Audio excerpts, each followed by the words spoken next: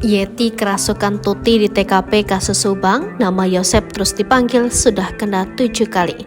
Yeti kakak Tuti ternyata beberapa kali kerasukan di TKP kasus Subang. Ternyata TKP kasus Subang menjadi saksi tempat Yeti, kakak Tuti yang mendapatkan gangguan bisnis karena kasus sang adik.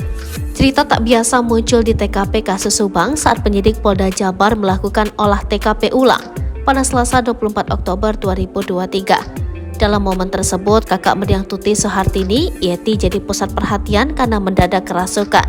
Datang ke TKP kasus Subang bersama keluarga, Yeti tiba-tiba berteriak memanggil nama tersangka Yosep. Terkait insiden kerasukan tersebut, Yeti pun mengurai cerita. Dalam tayangan YouTube Heri Susanto, Yeti mengakui dirinya memang merasakan hal aneh saat memasuki TKP pembunuhan Tuti dan Amalia. Tiba di depan rumah mendiang adiknya, Yeti pun histeris.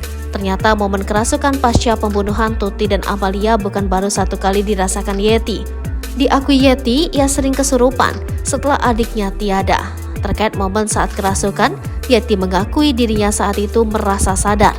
Tapi entah kenapa, Yeti seperti hilang kendali dan meneriaki nama Yosep. Rupanya teriakan Yeti bermakna kelegaan dalam hatinya.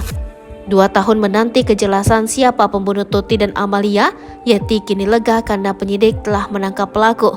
Merasa pedih kehilangan adik dan keponakan tercinta, Yeti pun menahan tangis kala mengenang kepergian Tuti dan Amalia 2 tahun lalu.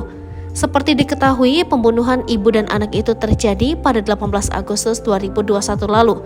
2 tahun lebih diselidiki polisi, penyidik akhirnya resmi menetapkan 5 tersangka.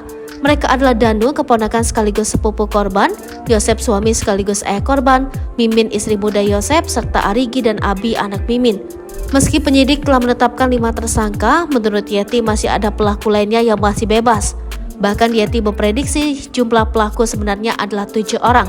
Geram dengan terkuaknya kasus Subang, Yeti berharap pelaku dihukum berat. Namun tak langsung dihukum mati, Yeti ingin agar para tersangka dipermalukan lebih dahulu.